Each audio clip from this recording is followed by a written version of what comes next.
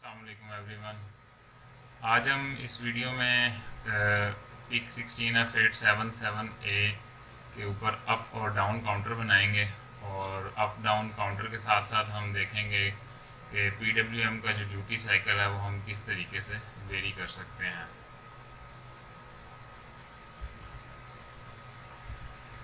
So first of all हम देखते हैं हमारी स्कीमेटिक में कौन कौन सी चीज़ें की रिक्वायरमेंट है हमें और किस तरीके से स्कीमेटिक बनी हुई है, और उसके बाद हम इसका कोड देखेंगे।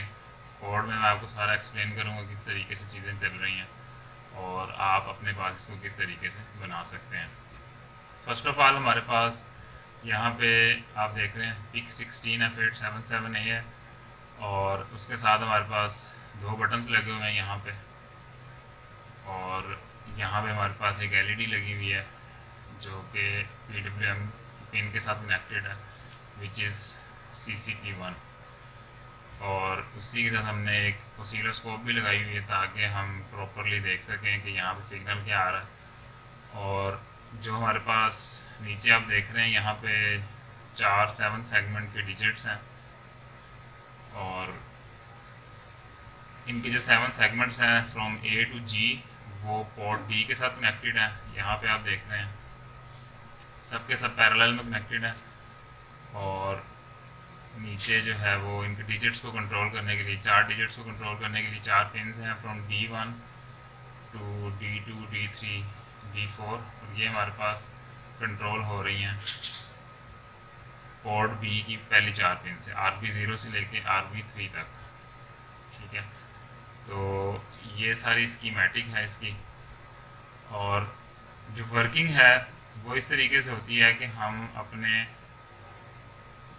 जो नंबर है उसको हम कन्वर्ट करते हैं डिजिट्स के अंदर, सेपरेट करते हैं, और फिर हर डिजिट को ऑन करके उसके ऊपर वो नंबर शो कराते हैं, और इस तरह हमारे पास लूप चलता रहता है कंटिन्यूसली। और ये सारा काम जो है हमारे पास इंटरप्ट के अंदर हो रहा होता है। So let's move towards our code. Code में हम देखते हैं कि किस तरीके से जो है वो सारी वर्किंग हो रही है। यहाँ पे मैंने सबसे ऊपर जो है वो एक अरे डिफाइन की हुई है। इसमें बेसिकली सारे जो है ना डिजिट्स हैं फ्रॉम 0 to 9।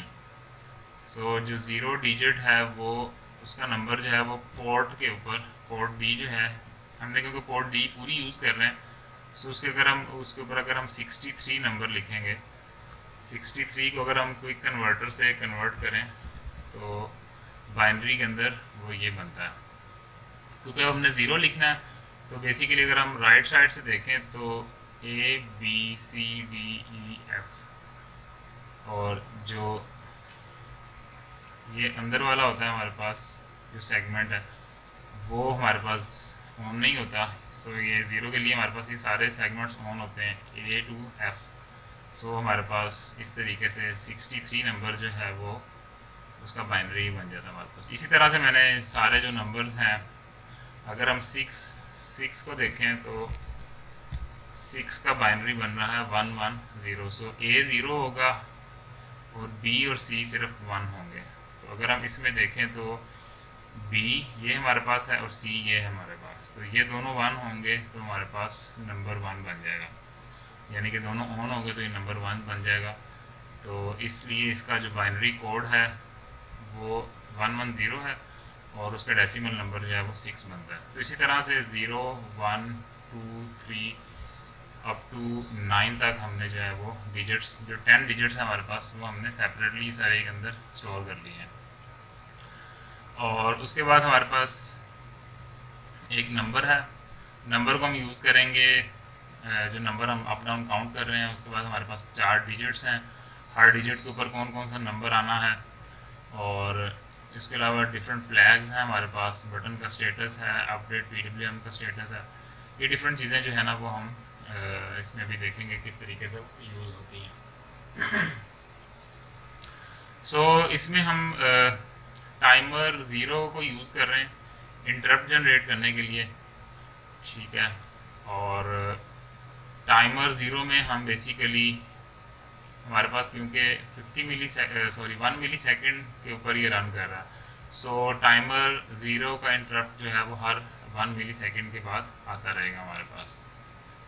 और उसके अलावा टाइमर ज़ीरो का अगर आप इंटरप्ट फ्लैग में देखें तो यहाँ पे हमने इसका नंबर जो है वो 50 सेट कर दिया काउंटर कि 50 मिली सेकेंड के बाद जो है ना वो नई वैल्यू जो ये डिजिट्स आप देख रहे हैं यहाँ पे हमारे पास, तो 50 मिली सेकेंड काफ़ी वैसे तो स्लो है, वो इसलिए क्योंकि हमने यहाँ पे सिमुलेशन में ज़रा इसको थोड़ा सा विजिबिलिटी इंक्रीज़ करने के लिए इसकी थोड़ी सी वैल्यू स्लो की होती है।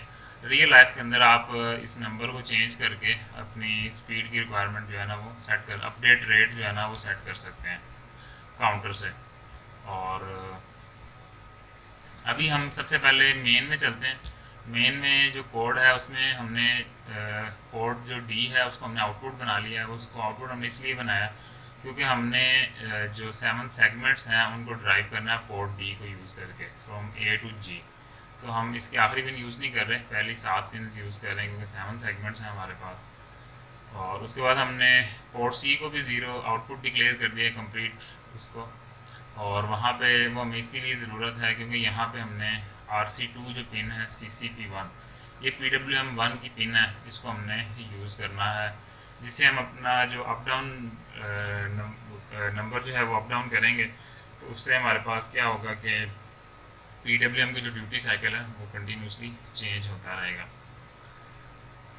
और उसके बाद हमने जो पोर्ट बी है उसकी जो 4 पिन्स हैं हमारे पास फ्रॉम B4 टू B7 उसको हमने एज ए एक्सटर्नल इंटरप्ट के लिए यूज़ किया है, ठीक है। और जो फर्स्ट हैं RB0 से RB3 के लिए उनको as a output to drive 7 segments, क्योंकि 7 सेगमेंट्स हैं हमारे पास उनको ड्राइव करने के लिए यूज़ कर रहे हैं। और जो उसके अलावा जो हमारे पास ये देखें आप RB4 5 6 7 जिसमें से हम आल्दो 4 और 5 यूज़ नहीं कर रहे पिन, बट B6 और B7 हम यूज़ कर रहे हैं। वो हमने बटन जो हैं वो इंटरप्ट के ऊपर लगाए हुए हैं, यानी कि हमें खुद से चेक नहीं करना पड़ता कि ये बटन यूज़र ने प्रेस किया है या नहीं, हमें ऑटोमेटिकली इसका इंटरप्ट मिल जाता है। तो जब भी इंटरप्ट आएगा तो वो बेसिकली आप यहाँ पे देख रहे हैं इस इंटरप्ट के अंदर चला जाएगा और इंटरप्ट के अंदर वो सबसे पहले चेक करेगा कि इंटरप्ट फ्लैग हाई हुआ है कि नहीं हुआ, और अगर हाई हुआ है तो वो पोर्ट बी जो है वो पूरी की पूरी पोर्ट को रीड कर लेगा और वो बटन स्टेटस के अंदर स्टोर कर लेगा और उसमें थोड़ा सा एक डिले देंगे 1 मिली सेकेंड का।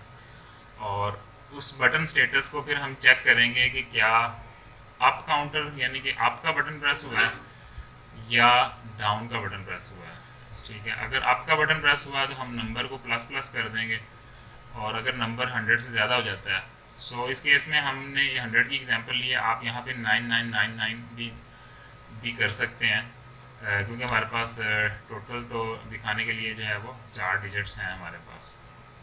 बट अभी क्योंकि हम एग्जांपल ले रहे हैं PWM की, और PWM जो है नॉर्मली हमारे पास 0 से 100% तक हम उसकी ड्यूटी साइकिल को कंसीडर करते हैं, तो हमने नंबर जो है उसको हमने कंस्ट्रेंट कर लिया है 100 तक। सो एक चेक लगा दिया कि अगर 100 से नंबर ज़्यादा हो जाए तो वो दोबारा उसको 100 के ऊपर ले जाए।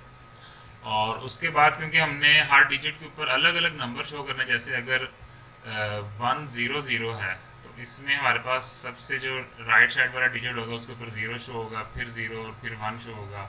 या अगर कोई और नंबर है तो उसके मुताबिक जो है वो हर डिजिट के ऊपर, यानी कि अगर 100 नंबर है तो यहाँ पे 1 आएगा, यहाँ पे 0, यहाँ पे 0। तो इस तरीके से हम क्या करते हैं कि सबसे पहले डिजिट 1 को अलग कर लेते हैं, फिर डिजिट 2 को अलग कर लेते हैं, इसी तरह डिजिट 3 को और डिजिट 4 को। जब चारों डिजिट्स हमारे पास अलग अलग हो जाते हैं तो हम सिंपली क्या करते हैं, यहाँ पे आप देख रहे हैं यहाँ पे नंबर प्लस हो रहा है, यहाँ पे नंबर माइनस हो रहा है।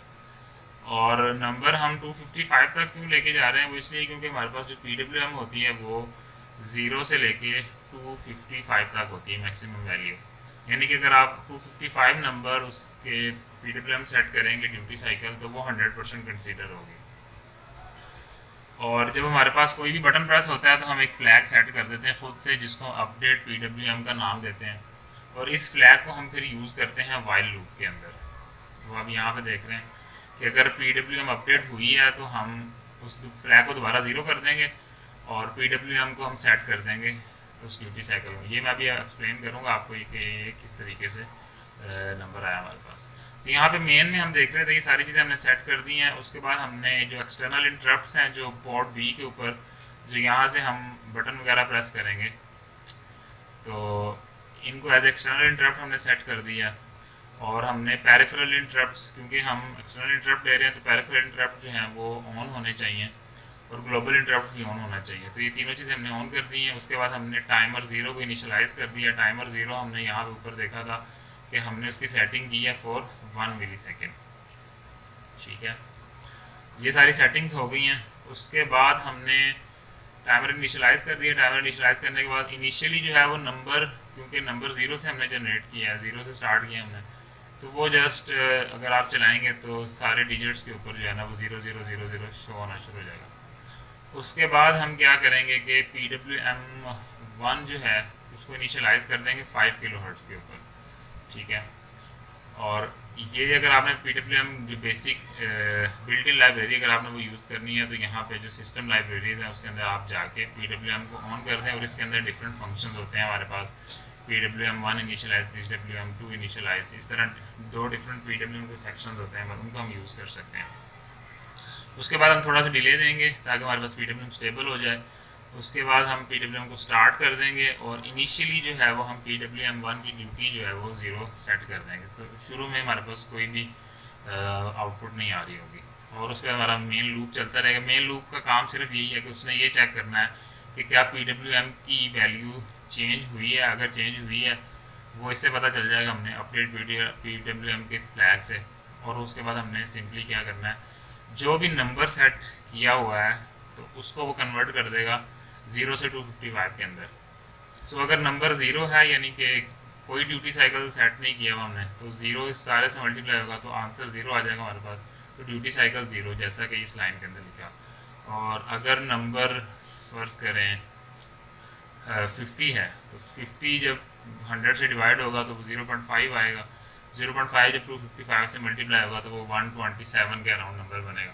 और 127 जो होता है वो हाफ होता है 255 का, जो कि हाफ PWM बन जाएगी आपकी, जो कि 50% ड्यूटी साइकिल बनता है आपका। सो इस तरीके से जो है वो सारी चीज़ें काम कर रही हैं। और जो टाइमर 0 है वो बेसिकली इन 4 डिजिट्स को आइटरेट कर रहा है। पहले इसको अपडेट करता है, फिर इसको, फिर इसको, फिर इसको। और ये इतना फास्ट हो रहा होता है कि आपको लगता है कि सारे डिजिट्स चल रहे हैं जबकि वो मल्टीप्लेक्सिंग हो रही होती है। तो बेसिकली ये कंसेप्ट होता है मल्टीप्लेक्सिंग का।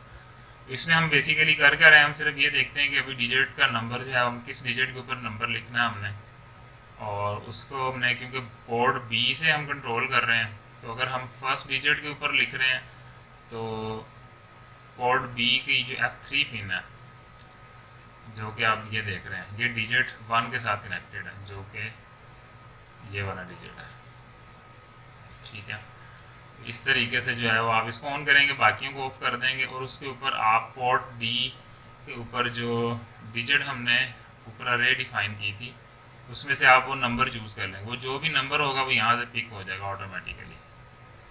ठीक है, अगर 0 होगा तो वो 0 ऑटोमेटिकली जो फर्स्ट अरे है, अरे का जो फर्स्ट एलिमेंट है वो पिक कर लेगा। अगर 5 होगा तो इस तरह ये 5 पिक हो जाएगा। इस तरीके से जो है वो ऑटोमेटिकली वो वहाँ से पिक करता रहेगा उसके इंडेक्स के अकॉर्डिंगली।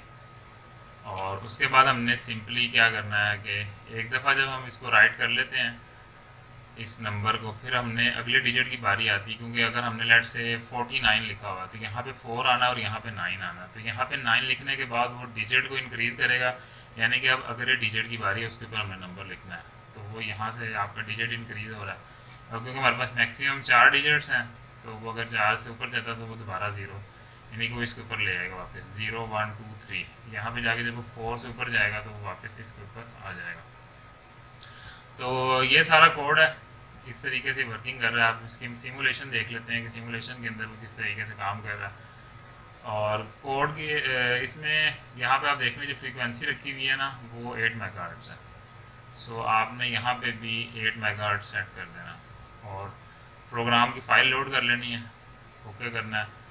और उसके बाद अगर आप इसको चलाएंगे तो शुरू में देखेंगे अभी हमारे पास सारे जो नंबर हैं वो 0 आ रहे हैं। यहाँ पे कोई लाइन शो नहीं हो रही है। अगर मैं अप काउंट करता हूँ तो यहाँ पे आप देखेंगे 001, यानी कि 1% ड्यूटी साइकिल या 1% आपने स्पीड सेट कर दी। और यहाँ पे आप देख रहे हैं छोटी सी पल्स बन गई है एक। तो इसी तरह अगर मैं काउंटर इंक्रीज़ कर रहा हूँ कंटिन्यूसली, और अभी मैंने 10% पे अगर फ़र्ज़ करें सेट कर दिया, तो यहाँ पे आपके पास 1-0 शो हो रहा है। ये असल में स्लो इसलिए चल रहे हैं क्योंकि सिमुलेशन ज़रा थोड़ी सी स्लो चलती है, रियल लाइफ के अंदर प्रॉपर जो है ना वो आपके पास ये सारे आपको चलते हुए नज़र आएंगे। तो यहाँ पे आप देख रहे हैं कि 10% जो है ना वो ड्यूटी साइकिल इंक्रीज़ हो चुका है, और यहाँ पे एलईडी भी देखें कि थोड़ी सी हल्की सी ग्लो कर रही है। सो इसी तरह अगर हम इंक्रीज़ करते जाते हैं तो एलईडी से भी पता चल जाएगा हमें, एलईडी की ग्लो थोड़ी सी चेंज हो जाएगी। और आप लेफ़्ट साइड पे देख रहे हैं कि जो ऑसिलोस्कोप है उसके अंदर कंटिन्यूसली जो है ना वो पल्स जो है वो पल्स की जो ड्यूटी साइकिल है वो चेंज हो रहा है। तो इस तरीके से आप इस प्रोजेक्ट को यूज़ कर सकते हैं किसी भी डीसी मोटर की स्पीड वगैरह को कंट्रोल करने के लिए। ये PWM की पिन जो है उसको यूज़ करके आप उसको सेट कर सकते हैं। तो यहाँ पर भी हमारे पास ड्यूटी साइकिल 32% सेट हुआ है। तो इस तरीके से इंक्रीज़ होता जाएगा। अब अगर मैं डाउन का बटन प्रेस करता हूँ तो आप देख रहे हैं कि नंबर भी डिक्रीज़ हो रहे हैं, और PWM की जो ड्यूटी साइकिल है वो भी कंटिन्यूसली डिक्रीज़ हो रहा है। सो इस तरीके से जो है वो आप अप डाउन काउंटर बना सकते हैं पिक 16F877A के साथ, और उसके साथ आप PWM भी यूज़ कर सकते हैं। और ये सारा काम जो है वो इंटरप्ट्स के अंदर हो रहा होता है ताकि आपका कोड जो है ना वो सही तरीके से चलता रहे, उसके अंदर कोई डिलेज वगैरह ना आए। सो आई होप कि आप लोगों को ये वीडियो पसंद आई होगी।